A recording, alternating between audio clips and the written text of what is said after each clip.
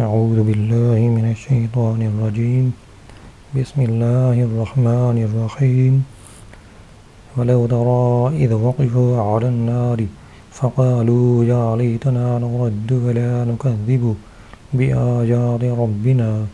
ونكون من المؤمنين۔ ترجمہ: اور اگر آپ دیکھیں جب انہیں آگ پر کھڑا کیا جائے گا، پھر یہ کہیں گے اے کاش کہ ہمیں واپس بھیج دیا جائے اور ہم اپنے رب کی آیتیں نہ جھٹلائیں اور مسلمان ہو جائیں۔ اس آیت کا خلاصہ یہ ہے کہ اگر آپ صلی اللہ علیہ وسلم کافروں کی حالت دیکھیں جب انہیں آگ پر کھڑا کیا جائے گا، تو آپ صلی اللہ علیہ وسلم بڑی خوفناک حالت دیکھیں گے، اور اس وقت کافر کہیں گے کہ اے کاش کہ کسی طرح ہمیں واپس دنیا میں بھیج دیا جائے اور ہم اپنے رب کی آیتیں نہ جھٹلائیں اور مسلمان ہو جائیں تاکہ اس ہولناک عذاب سے بچ سکے۔ بل بدا لهم ما كانوا يخفون من قبل ولو ردوا لعادوا لما نهوا عنه وإنهم لكاذبون۔ ترجمہ: بلکہ پہلے جو یہ چھپا رہے تھے وہ ان پر کھل گیا ہے، اور اگر انہیں لوٹا دیا جائے تو پھر وہی کریں گے جس سے انہیں منع کیا گیا تھا، اور بے شک یہ ضرور جھوٹے ہیں۔ جیسا کہ اوپر مذکور ہو چکا کہ مشرکین سے جب فرمایا جائے گا کہ تمہارے شریک کہاں ہیں، تو وہ اپنے کفر کو چھپا جائیں گے اور اللہ تعالیٰ کی قسم کھا کر کہیں گے کہ ہم مشرک نہ تھے۔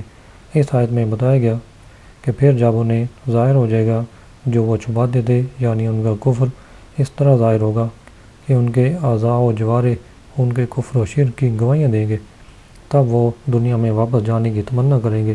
اسی کا فرمایا جا رہا ہے کہ کافر اگرچہ دنیا میں لوٹائے جانے اور ایمان لانے کی تمنا ظاہر کر رہے ہیں، لیکن ان کے ایمان لانے کی تمنا سچی نہیں، بلکہ اصل بات یہ ہے کہ پہلے جو یہ اپنا مشرک ہونا چھپا رہے تھے وہ ان پر کھل گیا ہے، اور اگر انہیں دنیا میں لوٹا دیا جائے تو پھر وہی کریں جس سے انہیں منع کیا گیا تھا، اور بے شک یہ ضرور جھوٹے ہیں۔ وَقَالُوا إِنْ هِيَ إِلَّا حَيَاتُنَا الدُّنْيَا وَمَا نَحْنُ بِمَبْعُوثِينَ وَلَوْ تَرَى إِذْ وَقِفُوا عَلَى رَبِّهِمْ قَالَ أَلَيْسَ هَذَا بِالْحَقِّ قَالُوا بَلَىٰ وَرَبِّنَا قَالَ فَذُوقُوا الْعَذَابَ بِمَا كُنتُمْ تَكْفُرُونَ۔ ترجمہ: اور انہوں نے کہا تھا کہ زندگی تو صرف دنیاوی زندگی ہی ہے اور ہمیں اٹھایا نہیں جائے گا، اور اگر تم دیکھو جب انہیں ان کے رب کی بارگاہ میں کھڑا کیا جائے گا تو وہ فرمائے گا کہ آج یہ حق نہیں، تو کہیں گے کیوں نہیں، ہمیں اپنے رب کی قسم، فرمائے گا تو اب اپنے کفر کے بدلے میں عذاب کا مزہ چکھو۔ ترجمہ: اور انہوں نے کہا تھا کہ زندگی تو صرف دنیاوی زندگی ہی ہے اور ہمیں اٹھایا نہیں جائے گا، اور اگر تم دیکھو جب انہیں ان کے رب کی بارگاہ میں کھڑا کیا جائے گا تو وہ فرمائے گا کہ آج یہ حق نہیں، تو کہیں گے کیوں نہیں، ہمیں اپنے رب کی قسم، فرمائے گا تو اب اپنے کفر کے بدلے میں عذاب کا مزہ چکھو۔ یہ ان کافروں کا مقولہ ہے جو قیامت کے منکر ہیں، اور اس کا واقعہ یہ تھا کہ جب نبی کریم صلی اللہ علیہ وسلم نے کفار کو قیامت کے احوال اور آخرت کی زندگی، ایمانداروں اور فرمانبرداروں کے ثواب، کافروں اور نافرمانوں پر عذاب کا ذکر فرمایا تو کافر کہنے لگے کہ زندگی تو بس دنیا ہی کی ہے، اور جب ہم مرنے کے بعد اس دنیا سے چلے جائیں گے تو ہمیں دوبارہ زندہ نہیں کیا جائے گا۔ کافروں کا تو عقیدہ یہ تھا کہ زندگی تو صرف دنیا کی زندگی ہے اور مرنے کے بعد کوئی اٹھایا نہیں جائے گا، اور اسی اعتقاد کی بنا پر ان کی زندگی غفلت کا شکار تھی۔ لیکن مسلمانوں پر بھی افسوس ہے کہ ان کا تو قطعی عقیدہ یہ ہے کہ مرنے کے بعد لوگوں کو اٹھایا جائے گا، اعمال کا جواب دینا پڑے گا، لیکن اس کے باوجود غفلت میں پڑے ہیں۔ یہ بڑی افسوسناک صورتحال ہے۔ چنانچہ اسی مفہوم میں بزرگوں نے بہت سی باتیں ارشاد فرمائی ہیں۔ حضرت ابو جعفر رضی اللہ عنہ سے روایت ہے، نبی کریم صلی اللہ علیہ وسلم نے ارشاد فرمایا، اس شخص پر بڑی حیرت ہے جو ہمیشگی کے گھر جنت کی تصدیق تو کرتا ہے، لیکن کوشش دھوکے کے گھر یعنی دنیا کو پانے اور اسے سنوارنے کے لیے کرتا ہے۔ امام غزالی رحمۃ اللہ علیہ فرماتے ہیں، ایک بزرگ نے فرمایا کہ اس شخص پر تعجب ہے جو احسان کرنے والے کی معرفت کے بعد اس کی نافرمانی کرتا ہے، اور شیطان لعین کی سرکشی کو جاننے کے بعد اس کی اطاعت کرتا ہے۔ حضرت فضیل رحمۃ اللہ علیہ فرماتے ہیں، مجھے اس شخص پر تعجب نہیں ہوتا جو عمارت بنا کر چھوڑ جاتا ہے بلکہ اس پر تعجب ہوتا ہے جو اس عمارت کو دیکھ کر عبرت حاصل نہیں کرتا۔ حضرت وہیب مکی رحمۃ اللہ علیہ فرماتے ہیں، کسی شخص کے لیے یہ بات کیسے مناسب ہے کہ وہ دنیا میں ہنسے، حالانکہ وہ جانتا ہے کہ اس کے سامنے قیامت کے دن کی فریادیں، گردشیں اور خوفناک مناظر ہیں۔ قریب ہے کہ سخت رعب اور خوف سے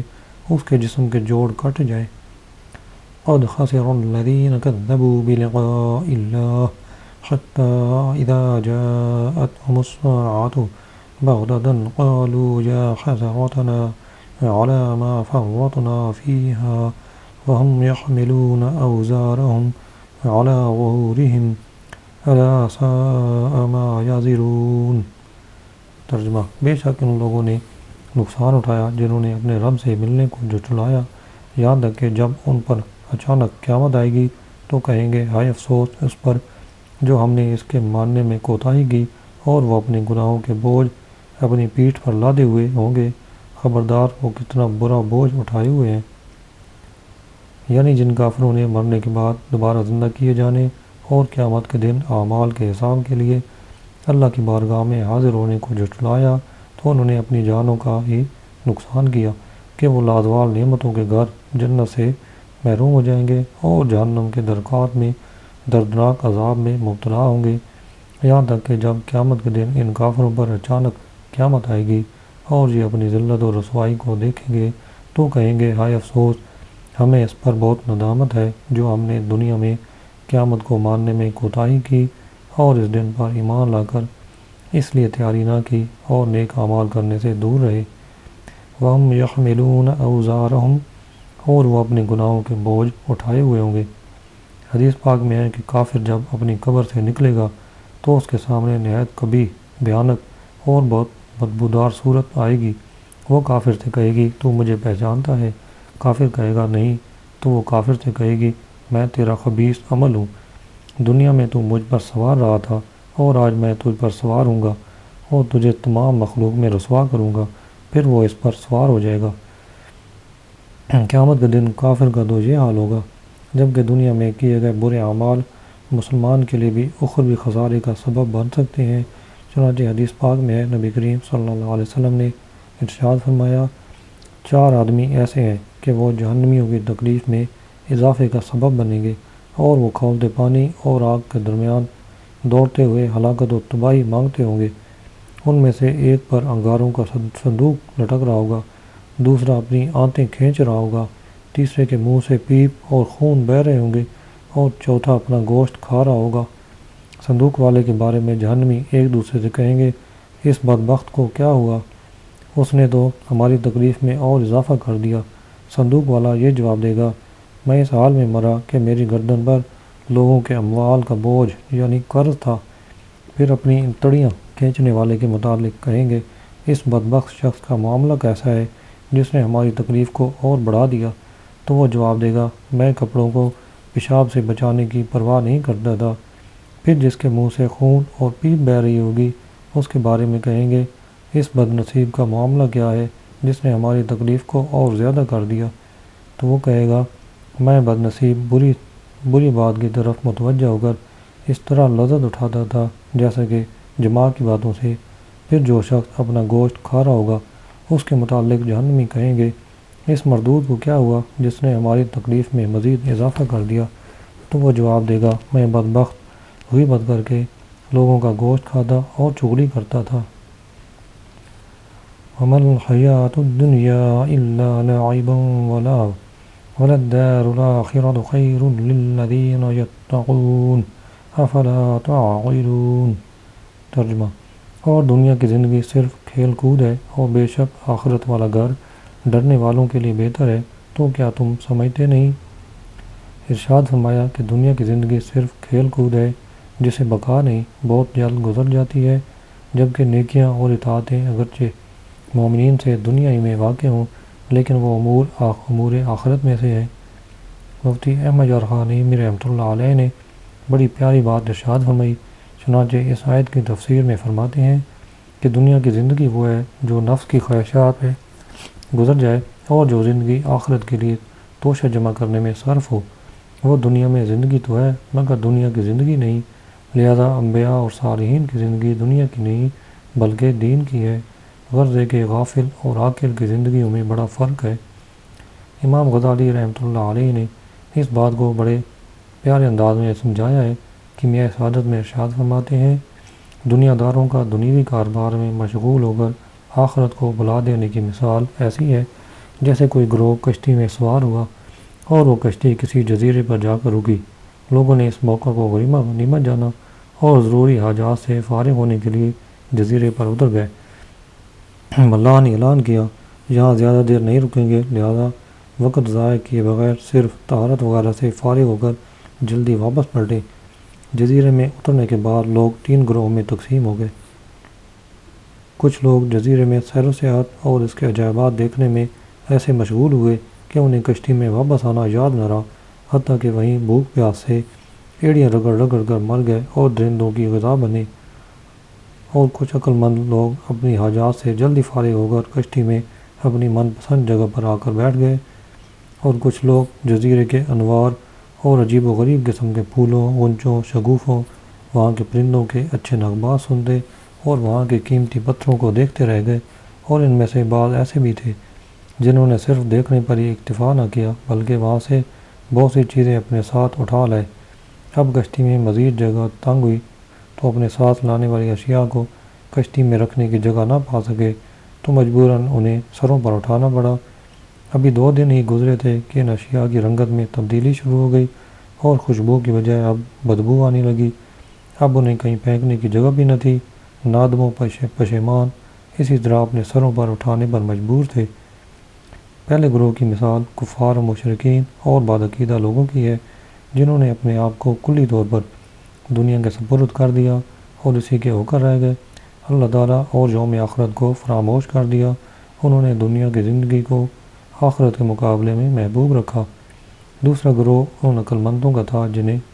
مومنین سے تعبیر کیا گیا، وہ طہارت سے فارغ ہوتے ہی کشتی میں سوار ہوئے اور عمدہ سیٹوں کو پا لیا، یعنی جنت کے مستحق ہوئے۔ تیسرے گروہ کی مثال خطاکاروں کی ہے کہ انہوں نے ایمان کو تو محفوظ رکھا لیکن دنیا میں ملوث ہونے سے نہ بچ سکے۔ قد نعلم انه ليحزنك الذي يقولون فإنهم لا يكذبونك ولكن الظالمين بآيات الله يجحدون۔ ترجمہ: ہم جانتے ہیں کہ ان کی باتیں تمہیں رنجیدہ کرتی ہیں، تو بے شک یہ تمہیں نہیں جھٹلاتے بلکہ ظالم اللہ کی آیتوں کا انکار کرتے ہیں۔ اس آیت کا شان نزول یہ ہے کہ اخنس بن شریک اور ابو جہل کی آپس میں ملاقات ہوئی تو اخنس نے ابو جہل سے کہا، اے ابو الحکم، یہ تنہائی کی جگہ ہے اور یہاں کوئی ایسا نہیں جو تیری بات پر مطلع ہو سکے۔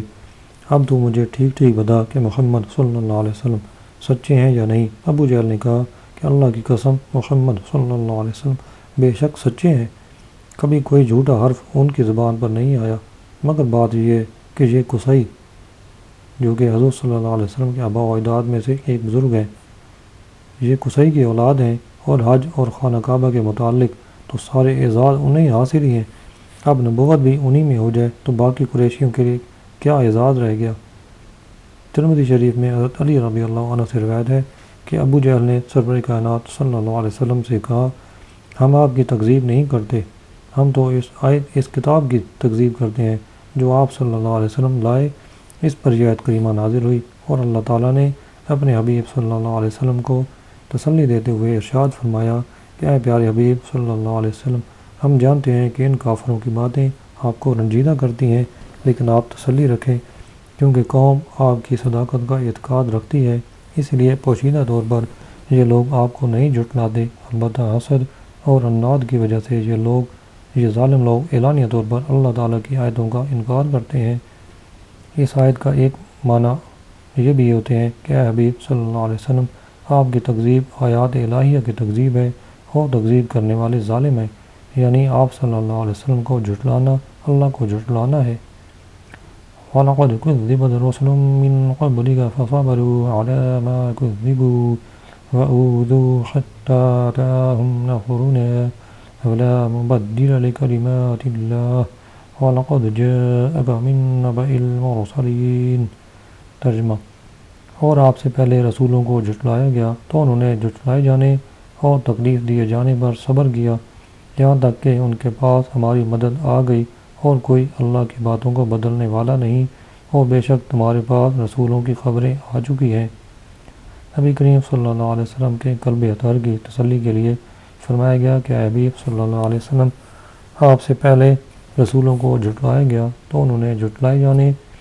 اور تکلیف دیے جانے پر صبر کیا، یہاں تک کہ ان کے پاس ہماری مدد آ گئی اور تکذیب کرنے والے ہلاک کیے گئے۔ لہذا اے حبیب صلی اللہ علیہ وسلم، آپ بھی صبر کریں، کوئی اللہ کی باتوں کو بدلنے والا نہیں، اور اس کے حکم کو کوئی پلٹ نہیں سکتا۔ رسولوں کی نصرت اور ان کی تکذیب کرنے والوں کا ہلاک ہونا اس نے جس وقت مقدر فرمایا ہے اس وقت ضرور ہوگا، اور بے شک تمہارے دل کے سکون کے لیے تمہارے پاس رسولوں کی خبریں آ چکی ہیں، اور آپ صلی اللہ علیہ وسلم جانتے ہیں کہ انہیں کفار سے کیسی ایذائیں پہنچی۔ یہ پیش نظر رکھ کر آپ دل کو مطمئن رکھیں۔ اس آیت میں مبلغین کے لیے بھی تسلی ہے کہ اگر انہیں راہ تبلیغ میں مشقتیں پیش آئیں تو وہ انبیاء کرام کی تکالیف کو یاد کر کے صبر اختیار کریں۔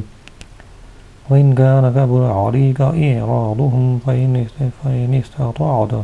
أَنْ تَبْتَغِيَ نَفَقًا مِنَ الْأَرْضِ أَوْ سُلَّمًا فِي السَّمَاءِ فَتَأْتِيَهُمْ بِآيَةٍ وَلَوْ شَاءَ اللَّهُ لَجَمَعَهُمْ عَلَى الْهُدَى فَلَا تَكُونَنَّ مِنَ الْجَاهِلِينَ۔ ترجمہ: اور اگر ان کا منہ پھیرنا آپ پر شاق گزرتا ہے تو اگر تم سے ہو سکے تو زمین میں کوئی سرنگ یا آسمان میں کوئی سیڑھی تلاش کر کے ان کے پاس کوئی نشانی لے آؤ، اور اگر اللہ چاہتا تو انہیں ہدایت پر اکٹھا کر دیتا، تو اے سننے والے ہرگز بے خبر نہ بن۔ نبی کریم صلی اللہ علیہ وسلم کو بہت خواہش تھی کہ سب لوگ اسلام لے آئیں۔ جو اسلام سے محروم رہتے ہیں ان کی محرومی آپ پر بہت شوق رہتی تھی۔ اس پر نبی کریم صلی اللہ علیہ وسلم کو رنج و تکلیف سے بچانے کے لیے اس انداز میں فرمایا گیا کہ آپ صلی اللہ علیہ وسلم سب لوگوں کے ایمان لانے کی طرف سے امید منقطع فرما لیں اور یوں رنج و غم سے نجات پائیں۔ چنانچہ اس پر جو فرمایا گیا اس کا خلاصہ یہ ہے کہ حبیب صلی اللہ علیہ وسلم، اگر ان کافروں کا منہ پھیرنا آپ کی بے پناہ رحمت اور شفقت کی وجہ سے آپ پر شاق گزرتا ہے تو آپ صلی اللہ علیہ وسلم اگر ان کے ایمان لانے کی خاطر زمین میں کوئی سرنگ یا آسمان میں کوئی سیڑھی تلاش کر کے ان کافروں کے پاس ان کی کوئی مطلوبہ نشانی لا سکتے ہیں تو لا کر دیکھ لیں، یہ پھر بھی ایمان نہیں لائیں گے۔ لہذا آپ صلی اللہ علیہ وسلم تسلیم و رضا کے مقام پر رہ کر اس معاملے کو اللہ کے حوالے کر دیں، اور اگر اللہ چاہتا تو انہیں ہدایت پر اکٹھا کر دیتا، لیکن اللہ نے ایسا نہیں کیا۔ انما یستجیب الذین یسمعون والموتى یبعثهم اللہ ثم الیہ یرجعون۔ ترجمہ: صرف وہ لوگ مانتے ہیں جو سنتے ہیں، اور اللہ ان مردہ دلوں کو اٹھائے گا، پھر اس کی طرف انہیں لوٹایا جائے گا۔ ارشاد فرمایا کہ صرف وہ لوگ مانتے ہیں جو توجہ اور غور و فکر کے ساتھ دل لگا کر سمجھنے کے لیے سنتے ہیں، جبکہ یہ کفار تو مردہ دل ہیں، یہ کیا مانیں گے۔ آخرت میں اللہ تعالیٰ ان دل کے مردوں کو اٹھائے گا اور پھر اسی کی طرف انہیں لوٹایا جائے گا، اور یہ اپنے اعمال کی جزا پائیں گے۔ وعظ و نصیحت کا اثر بھی تبھی ہوتا ہے جب آدمی ماننے اور عمل کرنے کے جذبے کے ساتھ توجہ کے ساتھ سنے، ورنہ بے توجہی سے سننے کا نتیجہ عام طور پر کچھ برآمد نہیں ہوتا۔ وَقَالُوا لَوْلَا نُزِّلَ عَلَيْهِ آيَةٌ مِّن رَّبِّهِ قُلْ إِنَّ اللَّهَ قَادِرٌ عَلَىٰ أَن يُنَزِّلَ آيَةً وَلَٰكِنَّ أَكْثَرَهُمْ لَا يَعْلَمُونَ۔ ترجمہ: اور کہا ان پر ان کے رب کی طرف سے کوئی نشانی کیوں نہیں اترتی؟ تم فرما دو کہ بے شک اللہ کسی نشانی کے اتارنے پر قادر ہے، لیکن اکثر لوگ بے علم ہیں۔ کفار مکہ نے کہا تھا کہ محمد صلی اللہ علیہ وسلم پر ان کے رب کی طرف سے ایسی کوئی نشانی کیوں نہیں اترتی جس کا وہ مطالبہ کرتے ہیں۔ اس پر نبی کریم صلی اللہ علیہ وسلم کو فرمایا گیا کہ ان کے جواب میں اے حبیب صلی اللہ علیہ وسلم، تم فرما دو کہ بے شک اللہ ہر قسم کی نشانی اتارنے پر قادر ہے، لیکن اکثر لوگ اس بات سے بے علم ہیں کہ اگر کوئی نشانی اللہ نے اتار دی تو نہ ماننے کی صورت میں فوری طور پر ہلاک کر دیے جائیں گے۔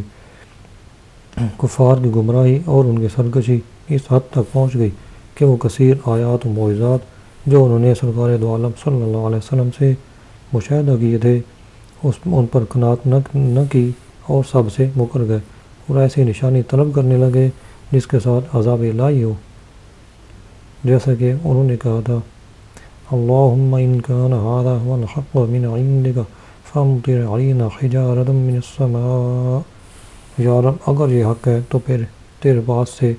تو ہم پر آسمان سے پتھر برسا۔ اس پر انہیں فرمائے گا کہ یہ جاہل ہیں اور جانتے نہیں کہ اس طرح کی نشانی کا اترنا ان کے لیے بلا اور مصیبت ہے کہ انکار کرتے ہی ہلاک کر دیے جائیں گے اور اپنی موت خود اپنے منہ سے مانگ رہے ہیں۔ ان معجزات کا نہ اتارنا بھی نبی کریم صلی اللہ علیہ وسلم کی رحمت کی وجہ سے ہے۔